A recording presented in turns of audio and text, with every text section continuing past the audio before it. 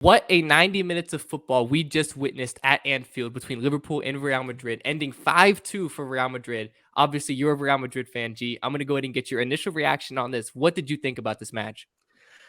First off, this tie is over. Ladies and gentlemen, it's over. Real Madrid has already advanced. They shouldn't even play the second leg in Bernabeu because this game, there's no point. It's a waste of our time. We've already seen this conclusion. Real Madrid have dominated Liverpool for the past 3 odd years. There's no shot Liverpool have a chance of ever beating us. Mohamed Salah will never get his revenge, even though he can tweet it out as many times as he wants. Vinicius Jr.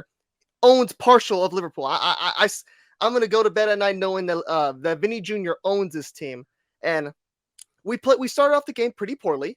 I do say, but there was never any doubt in my mind at all. I texted you many times that this is what Real Madrid do. They will figure out a way to win this. And even at halftime when it was 2-2, I told you it was going to be 4-2. And look at that. I was one off, but it was absolute dominance from Real Madrid.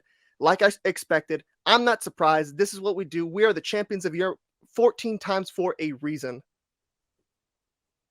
Look, it does not matter if Real Madrid are on bad form. If Barca are 8 points ahead of them in the league, if they have injuries, if they're going into Anfield, arguably the toughest place to play, it does not matter. This is what Real Madrid do in this competition. They just find ways to win. And this game did not start off good. I mean, to be honest, this started off the worst possible way for Real Madrid. Going into Anfield, going down 2-0, the crowd was going crazy. Everything was going wrong.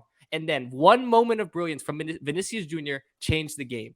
That Vinicius Jr. first moment of brilliance when he made it 2-1, what a goal it was. That changed the game. Liverpool, they were never able to recover after that moment. Real Madrid, they were a slow starting team. We kind of knew that.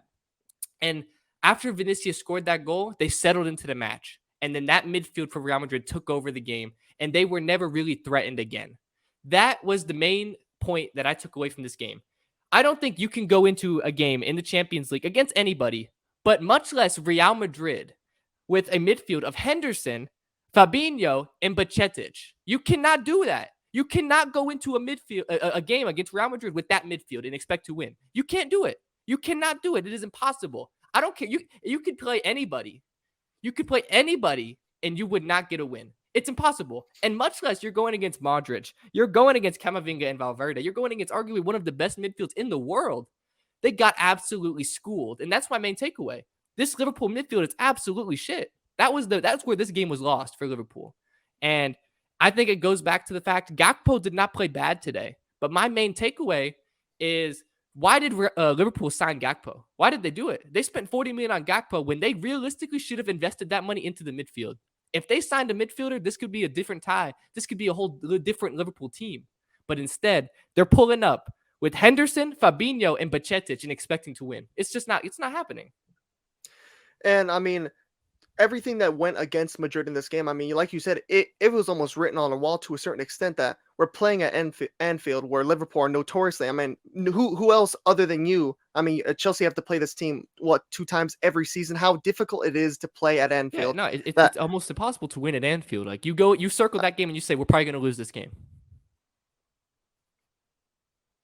Because I mean, Liverpool had almost an unbeaten record of almost past 3 years at Anfield at home in the Premier League. This team is elite at home.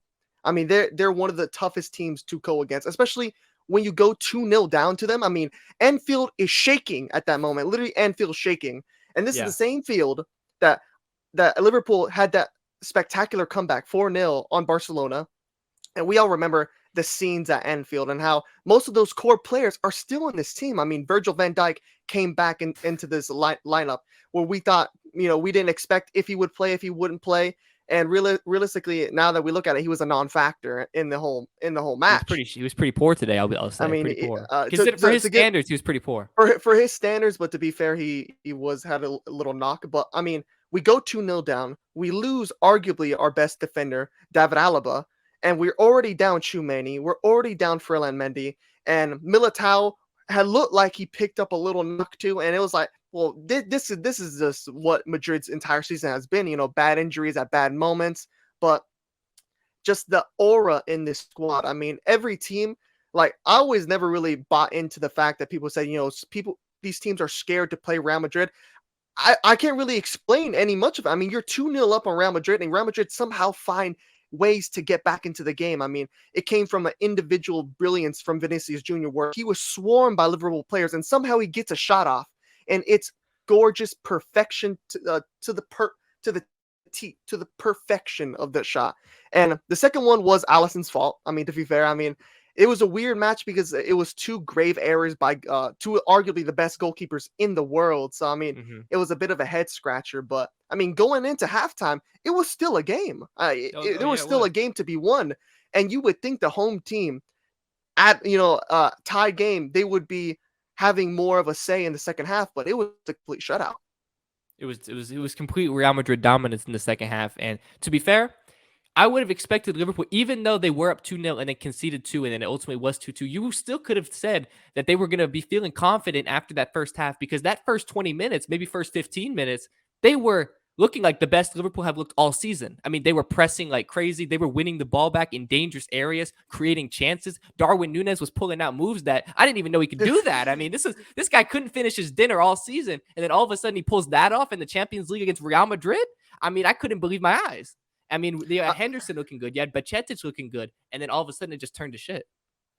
Yeah, I mean, it just went off mostly that one main man, Vinicius Jr. And I'm so glad I first guessed this when he even first joined the club. I don't know if maybe it's because it's my blind love for the club that any youngster we sign, I'm always going to say they're going to turn out to be. But Vinicius Jr. is that the future. He is what this club is banking their entire future on because of how great he is. I mean, in the past 4 matches against Liverpool, he has 5 goals. This is a guy He's that the loves playing he's the Liverpool. only player to score 5 goals against Liverpool in European competition in the history of football. No player has done that. He He's has already breaking records.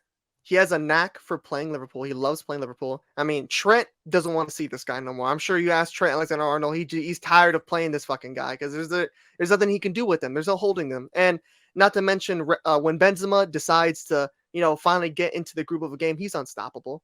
And especially in the last goal, Luka Modric, there's just some things Luka Modric does where I just look and I don't understand how a man of 37 I think years of he's age, defying Father Time. I don't know how he does it. He wins the ball back and then just forces it right down the gut of Liverpool and creates that chance to Vinny, and then he gives it off to Benzema, which is, I've been saying for the past 2 seasons, the best 1-2 combo in football, the Benzema to Vinny. It's basically like modern day Shaq and Kobe at this point.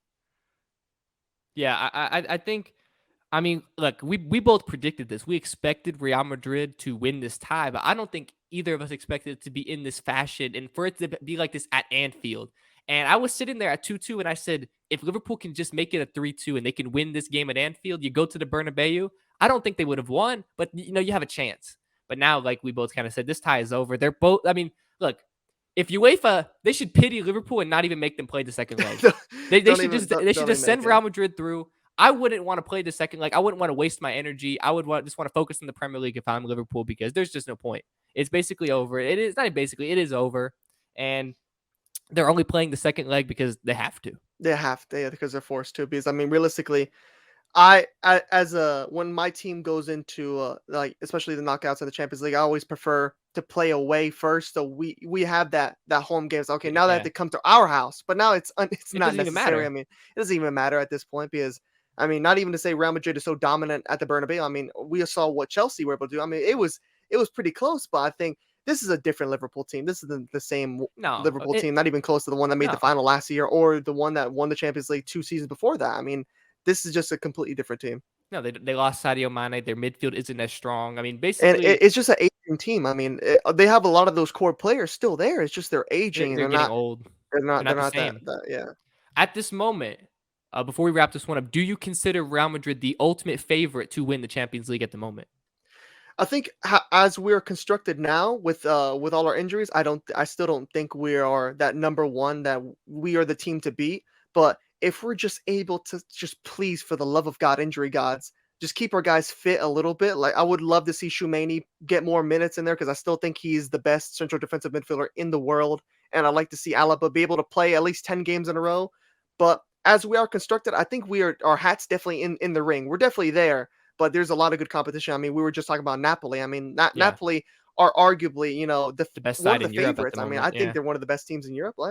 But if I had to put a like right now, I think that the top 4 teams in this competition in no particular order: Real Madrid, Bayern, Man City, and Napoli. And I would say out of that group right now, I think Napoli might be the best team. And I um, didn't think I'd be saying that, but Napoli is uh, incredible. And who it's would not have to make this a Napoli thought? video, but I think that Real Madrid are definitely up there. I mean, they're always going to be up there in the Champions League. It's their competition. It doesn't matter if they're, like I said, it doesn't matter if they have injuries. It doesn't matter if they're on bad form. It doesn't matter if they're doing shit in La Liga.